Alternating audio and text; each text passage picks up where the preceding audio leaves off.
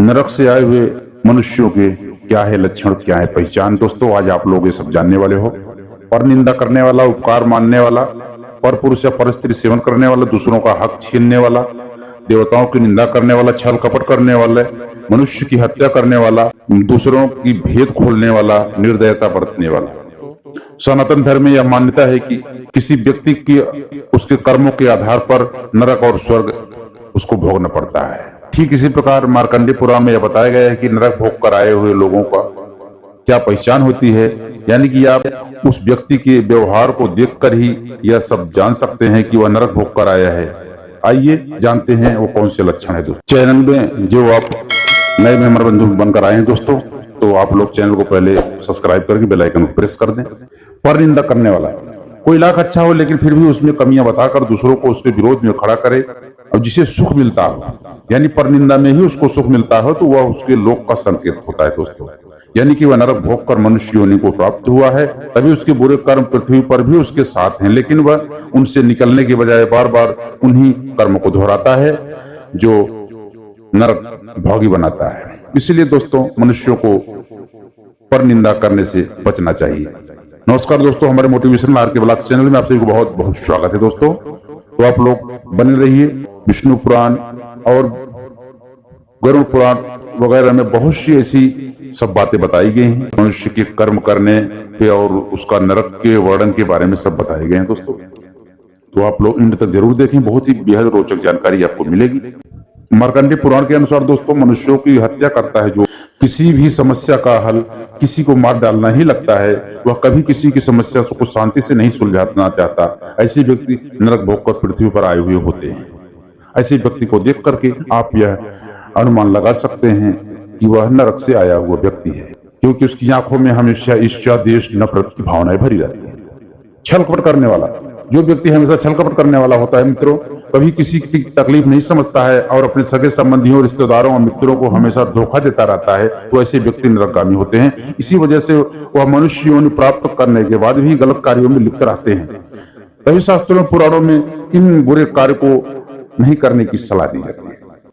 मार्कंडेय पुराण के अनुसार दोस्तों नरक भोग कर आए व्यक्ति सदैव ईश्वर की निंदा करते हैं। उन्हें हमेशा ही लगता है कि भगवान ने उनके साथ गलत किया है और वो हमेशा भगवान को कोसते रहते हैं। और जब उनको बुरे कर्म का फल मिलता है तो वे भगवान को बुरा भला कहते हैं। वह किसी के लाख समझाने के बाद भी ईश्वर का सम्मान नहीं करते। दोबारा नरक न मिले इसलिए ईश्वर निंदा से सदैव बचना चाहिए। दूसरों का हक मारने वाला, कुछ लोग भली भांति जानते हैं कि इस पर उनका कोई अधिकार नहीं है, वो उनका नहीं है, फिर भी जानबूझकर दूसरों की हक छीनने में लगे रहते हैं दोस्तों।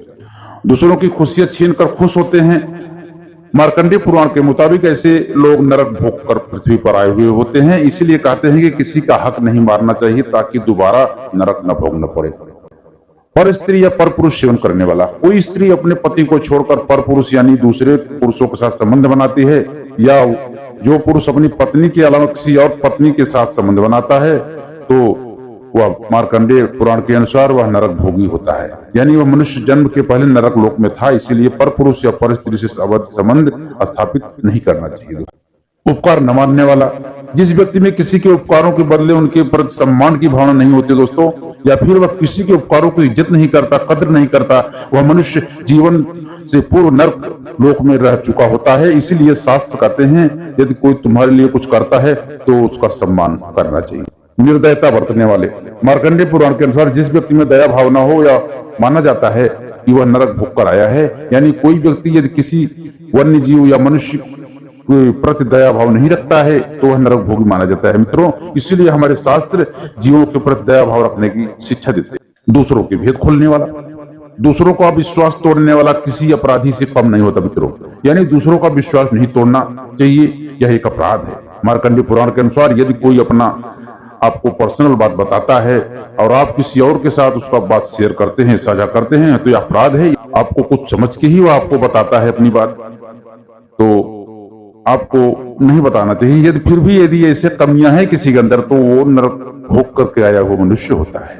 ये उसके लक्षण है कि वह इसके पहले नरक में था। नरक 28 प्रकार के बताए गए हैं, परंतु बहुत शास्त्रों में सब 36 प्रकार के नरक हैं दोस्तों। और नरक के राजा यमराज हैं। और नरक ये 36 कौन से हैं हम आपको बताने वाले दोस्तों। महाविच्ची, कुंभीपाक, महारौरव, रौरव, अप्रतिष्ठ, विलयक, महाप्रभ, जयंती, सलमली, तामिस्त्र, असीपत्र, करम्भलुका, पडमल, काकोल, महावट, तिलपाक, महाभीम, वज्रकपाट, तैलपाक, वज्रकपाट, निरुच्छ्वास, अंगारोपच्छ, महापाई, महाज्वाल, गुरपाक, कर्कच, क्षुरधार, अम्बरीश, वज्रकुठार, परिताप, कालसूत्र, कसमल, अग्रगद, दुर्धर, वज्र महापीड़। हिंदू धर्म पौराणिक ग्रंथ के अनुसार गरुड़ पुराण में 36 प्रकार के नरकों का वर्णन मिलता है दोस्तों। अग्नि पुराण, कठोपनिषद जैसे ग्रंथ में भी इन नरकों का वर्णन है। महाविच्ची नाम का नरक जो है दोस्तों यानी खून से भरा हुआ होता है तथा इसमें वज्र के समान कांटे हैं। इसमें आत्मा इन कांटों में बिध कर कष्ट पाता है। कहा जाता है कि इन नरक में गायों की हत्या करने वाले व्यक्तियों को सजा दी जाती है। कुंभीपाक नरक में इसकी जमीन बहुत गर्म होती है दोस्तों और इन्हें आत्माएं यहाँ पे जो सजा पाती हैं वह बहुत ही कष्टदायी पीड़ा भोगती हैं।